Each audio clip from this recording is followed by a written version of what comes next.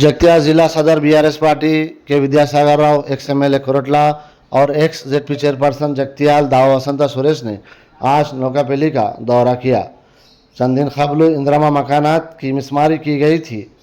इन्होंने मुतासर अफराद से मुलाकात की और तमाम तफसीलात हासिल की और मुतासरीन को तयखुन दिया कि इनके लिए जल्द से जल्द हुकूमत से मुतालबा करते हुए मकानात का अलाट करने और बुनियादी सहूलत फराहम करने के इक़दाम के लिए नुमाइंदगी करेंगे।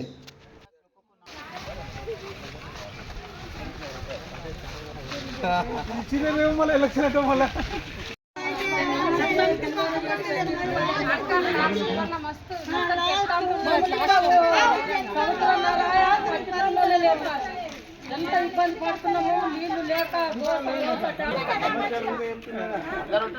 మాకు అసలు వాటరే రావాలి, లైట్లు లేవు, లైట్లు కావాలి సార్. మాట్లాడండి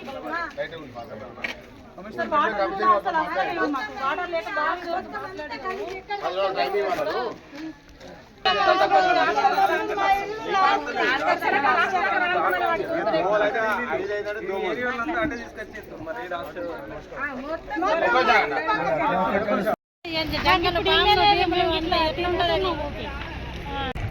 ఎందుకంటే వర్షాలు పడుతుంది వాటర్ చిన్న వెళ్ళినట్టు మొత్తం ఒక్కసారి బ్లేడ్ ట్రాక్టర్ తీసి ఒక 4-5 రోజులు ఇక్కడ ఎంబడి పడితే ఈ చెత్తలు చెప్పండి. చాలా వేరే ఎందుకంటే చిన్నపిల్లలు ఉంటారు, వీళ్ళు పనిపోతారు పాపం. వీళ్ళంతా ఇక్కడ ఉన్నదంతా పిల్లలు 4 రోజులు పనిచేస్తున్నారు. చాలా రైతులు కనుక కొంచెం ఇమీడియట్గా డ్రైనేజ్ కూడా మొత్తం నీళ్ళు ఉన్నది.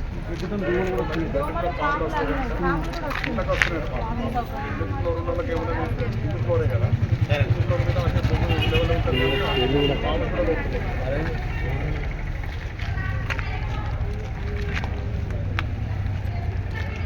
తప్పక పెట్టుకుంటే మొత్తం ఇదంతా మెయిన్ రోడ్ నుంచి మొదలుపెడితే బీటీ రోడ్ ఎక్కడైతే కరీంనగర్ రోడ్డు ఆ రోడ్ కడికి మొదలుపెట్టి పక్కన స్టాప్ చేసి నైట్ బస్సు పరుగున స్కూల్ వస్తారు, వీళ్ళకి ప్రాబ్లం నైట్ కూడా కరెంట్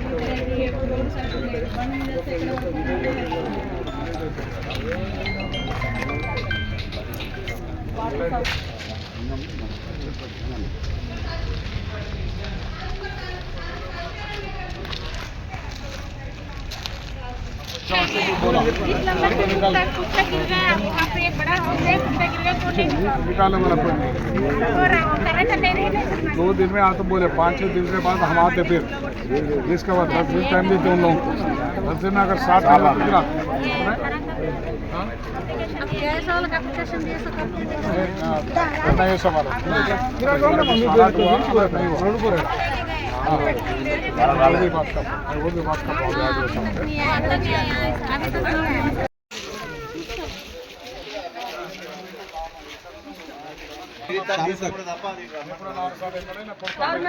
ఇచ్చిన దాన్ని అయ్యలే ఫస్ట్ ఉంటే మేము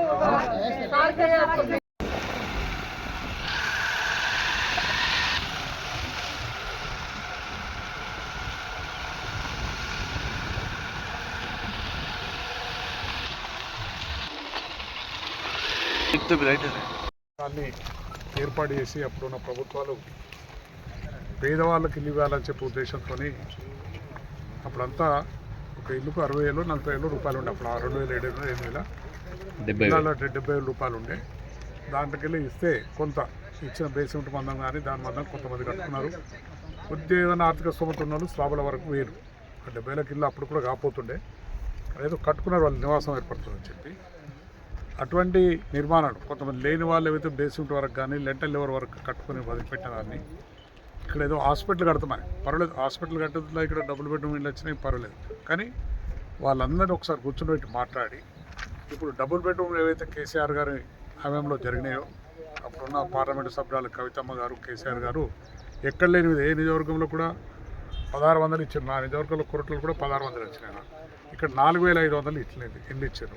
అలాగే 2700 3,000 అలాట్ అయిపోయినాయి. ఇంకా మిగతాయి కూడా 1000-1500 ఇల్లు మిగిలి ఉన్నాయి. వీళ్ళని పిలిచి వీళ్ళతో మాట్లాడి వాళ్ళకి అలాట్ చేసి అక్కడ, ఎందుకంటే డబుల్ బెడ్రూమ్ ఇళ్ళకు అర్హులు కాలేదు వీళ్ళు, ఇందిరా ఇళ్ళు ఉన్నాయని చెప్పి ఉన్న ఇండ్లు కూడా వేరే. ఇప్పుడు పిలిచి కనీసం మాట్లాడి వాళ్ళకి ఆ ఇండ్లు అలాట్ చేసి 100-200 మంది ఇప్పుడు ఇల్లు నిర్మాణం పూర్తిగా 200 మంది దాకా ఉన్నట్టు చూసుకుంటూ వస్తున్నాం. అక్కడ ఇక్కడ దాకా చాలా స్లాబ్ల వరకు కొంత లెంటల్ వరకు వచ్చినాయి కనుక వాళ్ళని పిలిచి మాట్లాడి వాళ్ళకి ఇల్లు అలాట్ చేసి ఇల్లు కూడా కొట్టి హాస్పిటల్ కడతారంటే సంతోషమే, మందిరం కట్టినా సంతోషమే, స్కూల్ కట్టినా సంతోషమే. ఎందుకంటే ఇది ఇంతమంది 4,500 కుటుంబాలు వచ్చి ఉన్నాయంటే దాదాపు 10-15 వేల మంది ఒక గ్రామ పంచాయతీ కంటే ఎక్కువ అయిపోయింది కనుక కట్టుడు అనేది అవసరమే. కానీ దీన్ని వీళ్ళతో మాట్లాడకుండా పొద్దున్నే వచ్చి దేశం కొట్టుకుపోతున్నట్టు మబ్బుల్ని హాస్పిటల్ కడుతున్నట్టు సనాతన వచ్చి కూలగొట్టి పెంచడం దుర్మార్గమైన పని, ప్రభుత్వం పని దుర్మార్గం. ఇక్కడ ఉన్న స్థానిక ఎమ్మెల్యే కూడా ఇది గ్రహించాలి. అప్పుడేదో ఇది నేను కట్టిపోయలేదు, ఇందిరామీన్లన్నీ మా జీవన్ రెడ్డి గారు కట్టించిన కానీ గోలగొడతానే పెద్దరికంతో గోలగొట్టి కట్టడం కానీ తప్పు. అది వచ్చిన పేదవాన్ని కడుపు కొట్టినట్టు అయిపోయింది. అసలు నిర్మాణం లేక, అసలు ఇల్లు లేక పాపం వాళ్ళు అవస్థపడి ఏదో చిన్నగా 10 రూపాయలు జమ చేసుకుని కూలీనాలు చేసుకొని ఆ ఇందిరామీన్లలో పైసలు సరిపోకుండా అప్పుడున్న కాలంలో ఇచ్చిన ఇళ్ళను అలాట్ చేసుకుని వాళ్ళు చేసుకుంటూ పోతుంటే ఇటువంటి దుర్మార్గమైన పనిచేసి పేదవాళ్ళని రోడ్డు మీద వేసి పేదవాళ్ళని కడుపు కొట్టుడు అన్యాయం చెప్తున్నాం. టీఆర్ఎస్ పార్టీ తరఫున మేము దీన్ని పోరాటం చేస్తాం. వీళ్ళందరికీ కూడా ఇల్లు ఇచ్చే వరకు ఎవరైతే ఇల్లు కోల్పోయారో వాళ్ళందరూ కూడా డబుల్ బెడ్రూమ్ ఇల్లు ఇచ్చుడా, లేకుంటే ఇక్కడనే ఇందిరామ్మ ఇళ్ళ కోసం మీరు అలాట్ చేసి మీరు ఇచ్చే ఇందిరామ్మ ఇళ్ళకు 5 లక్షల రూపాయలు ఇస్తారా, ఏదైనా ఒకటి చేయాలని చెప్పి జిల్లా కలెక్టర్ గారిని కలిసి కూడా రిప్రజెంటేషన్ ఇస్తాం. అదేవిధంగా మేము కూడా 4 రోజులు చూసిన తర్వాత మేము పోయి ధర్నా చేసి ఇలా కలెక్టర్ ఆఫీస్ ముంగట వీళ్ళకి ఇల్లు ఇచ్చే వరకు వదిలిపెట్టామని చెప్పి తెలియజేస్తాం.